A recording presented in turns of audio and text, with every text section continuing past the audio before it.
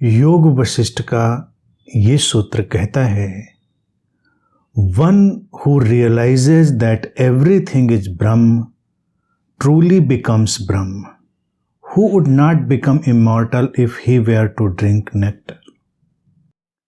सूत्र कहता है, जो ये जान लेता है कि सब कुछ ब्रह्म है, वो वास्तव में ब्रह्म बन जाता है। अमृत को पीने के पश्चात वो कौन है जो अमर नहीं हो जाएगा?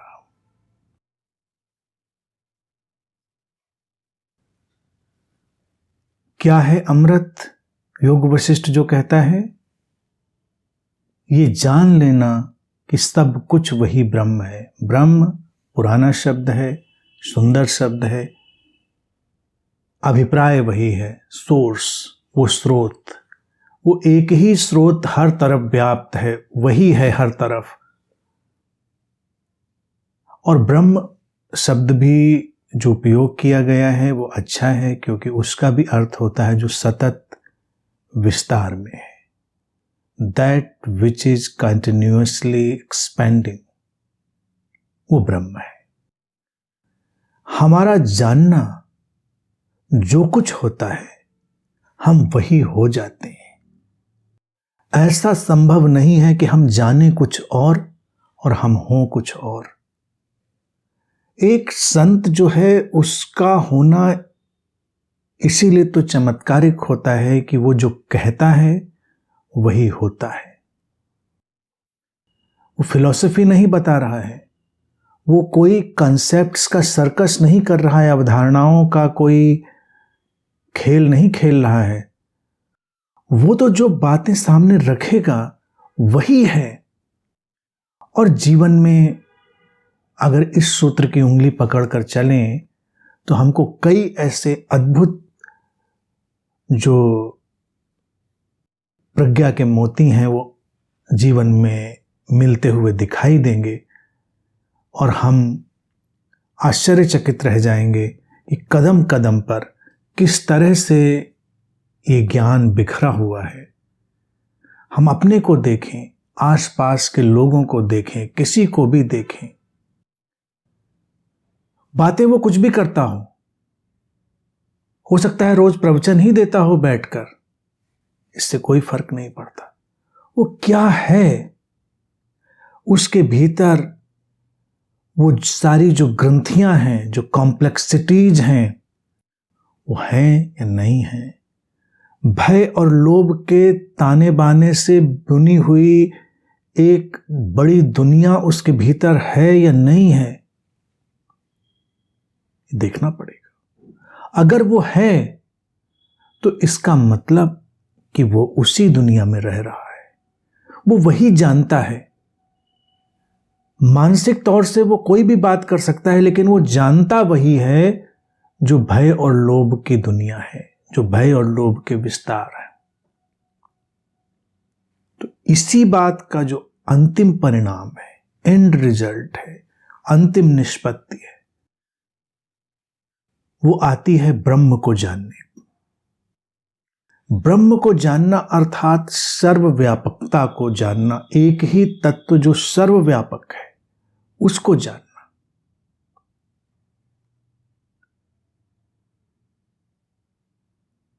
एक ही स्रोत का सब विस्तार है।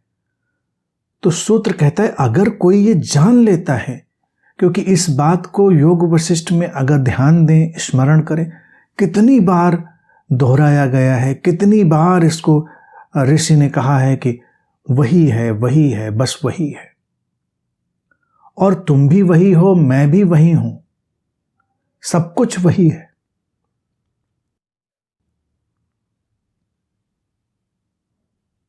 जो इस बात को आत्मसात कर चुका है वो ब्रह्म ही हो जाएगा, उसका जीवन भी वैसा ही हो जाएगा, उसके जीवन में कोई विरोधाभास नहीं मिलेगा।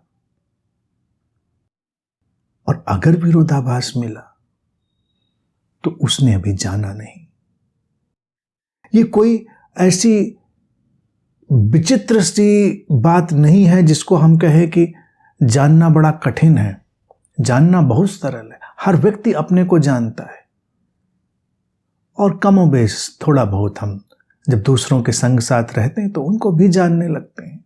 अपने को तो हम जानते हैं कि हमारे भीतर क्या सरक रहा है, क्या रेंग रहा है, हमारे भीतर क्या चमक रहा है, क्या छलक रहा है, हम ये तो सब जानते हैं ना। तो अगर हमारे भीतर वो स्रोत ही छलक रहा है, और स्रोत कैसे छलकेगा?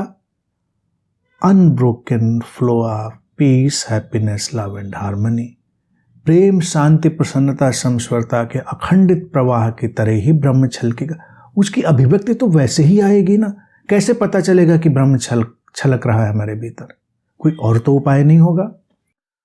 तो जब ये अवस्था आए, इसीलिए मैंने कसौटी के लिए बहुत ही सरल करके इस बात को सबके लिए रखा हुआ है। प्रेम, शांति, प्रसन्नता, समस्वरता की मात्राओं के अनुसार ही हम जानेंगे कि कितना ब्रह्म हमारे भीतर उतर आया है। आसमान में सूरज उगे और हमारे घर में पूरी रोशनी प्रवेश कर जाए, यह आवश्यक तो नहीं। हमने कितने खिड़की दरवाजे खोले हैं, हमने कितने खिड़की दरवाजे बंद किए, इस पर भी तो सब निर्भर करता है। तो ब्रह्म आएगा हमारे जीवन में, हम जितने खुले होंगे, हमने जितने द्वार अपने खोल दिए होंगे, उसी मात्रा में वो हमारे भीतर आएगा और हम वैसे ही हो जाएंगे। सूत्र कहता है, वो कौन होगा जो अमृत को पीने के बाद भी अमर नहीं हो जाएगा? पिया तो अमृत और घूम रहे हैं मरे मरे।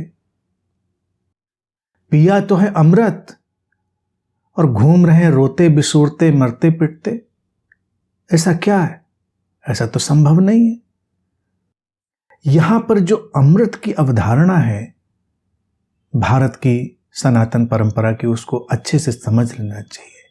अमृत का अर्थ नहीं कि पीकर अमर हो जाएंगे, कभी मरेंगे नहीं। ये शरीर मन एक स्थान समय की घटना है, संघटना है, एक कॉम्बिनेशन है। वो तो आएगा जाएगा, बिखरेगा, मिटेगा, तिरोहित हो जाएगा। लेकिन क्षण प्रतिक्षण का हमारा जीवन बताएगा कि हम अमृत में हैं या नहीं। हम वर्तमान की उस शाश्वतता में ठहरे होंगे, हम अपने आंतरिक गुणों में प्रज्वलित होंगे, आलोकित होंगे, वही तो बताएगा हम अमृत में हैं या नहीं। जो व्यक्ति दुख से घिरा है, भय लोभ की आंधियों से जो पूरी तरह से विचलित है, वो तो मर ही रहा है। भय और लोभ करता क्या है? कुछ और तो नहीं करता, हमको थोड़ा थोड़ा मारता है। जितना ज्यादा भय और लोभ हमारे भीतर उपद्रव करने लगे, उतनी ही मात्रा में हम मरने लगते हैं। ये मरण धर्मा होने की तरफ बढ़ने की प्रक्रिया है। जो भय और लोभ को पार करता है वही जागृत होता है, वही अविकंडवन होता है, वही बुद्ध होता है, और वो मरण धर्मा की सीमाएं लांघता है, वो अमृतमय हो जाता है। और इसलिए हो जाता है क्योंकि वो उस सारी बात समझ चुका है, उसने वो सब समझ लिया है, जान लिया है कि एक ही है ब्रह्म चारों तरफ फैला हुआ। तो अमृत को पीकर वो अमर क्यों नहीं हो जाएगा? अगर वो नहीं है अभी तो उसको प्रयास करने होंगे, फिर से समझने की तैयारी करनी होगी। वो उचित होगा कि वो समझने की यात्रा में जाए, बजाय कि ये सोचे कि हां मैंने जान लिया।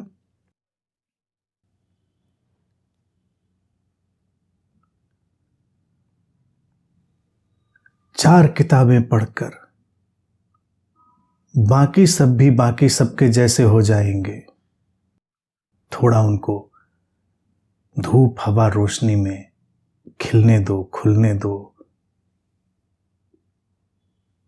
ज्ञान को हमने ऐसी एक डिब्बा बंद चीज बना लिया है कि बस हम कुछ किताबें बांचेंगे, कुछ प्रवचन सुनेंगे और हम ज्ञानी हो जाएंगे। ऐसा नहीं होता। योग वशिष्ठ कह रहे कसौटी है, अगर तुम अमर हो गए हो तो तुम ज्ञानी हो, तुमने ब्रह्म को जाना है। और अमर ऐसा नहीं कि कोई कह दे कि मैं बुद्ध हो गया, मैंने जान लिया ब्रह्म को। तुम जाकर उसकी उंगली काटो, उसका गला काटो, कहो देखो खून तो बह रहा है, उसको जाकर गोली मार दो, देखो तो मर तो गए। मर जाएगा, शरीर तो ऐसा ही है, शरीर के साथ वैसा ही होगा, लेकिन उसका अंतरतम वो अप्रभावित रहेगा। वो अंतरतम का रूपांतरित हो जाना ही अमर हो जाना है। अमृत पी लिया, जिसने बोध को जाना, बोध ही एकमात्र अमृत है। लेकिन कई लोग अमृत ढूंढने जाते हैं, उनको लगता है कहीं अमृत मटके में रखा होगा, अमृत पीने को मिलेगा। क्योंकि हमने कथाएं पौराणिक ऐसी सुनी हैं कि समुद्र मंथन में अमृत निकला था, तो देवता पीने वाले थे, देवता ने पिया, और एक कोई राक्षस था, वो भी घुस के लाइन में गया, वो भी पी गया, वो भी अमर हो गया। लेकिन कहानियां भारत में अच्छी बनाते हैं। मैं हमेशा कहता हूं, they are multi layered stories. देवता अर्थात श्रेष्ठतम चेतना के मैनिफेस्टेशन, और कोई असुर भी अगर देवताओं के बीच घुसेगा तो वो उनके जैसा ही तो होगा, उनके जैसा होकर ही तो घुस पाएगा। तो अमृतमय होने के लिए देवतुल्य होना होता है, और देवतुल्य होने के लिए हमको अपने ऊपर से जो भी पाश हैं, बंधन हैं, उनको पहचान कर धीरे धीरे गिरा देना होता है। और जब हम ये जान लेते हैं कि एक ही स्रोत हर तरफ विद्यमान है, उसका ही विस्तार है, तो हम भी वही हो जाते हैं, हम भी ब्रह्म हो जाते हैं। इसलिए हमने भारत में बुद्ध को, गुरु को साक्षात ब्रह्म कहा है। वो साक्षात ब्रह्म है क्योंकि वो जानता है। लेकिन हम लोग ऐसे हैं कि अमृत की बात के आधार पर ही, कि अमृत जैसी कोई चीज होती है, जब गुरु मर जाते हैं, शरीर छोड़ देते हैं, तब भी उनके पीछे लगे रहते हैं।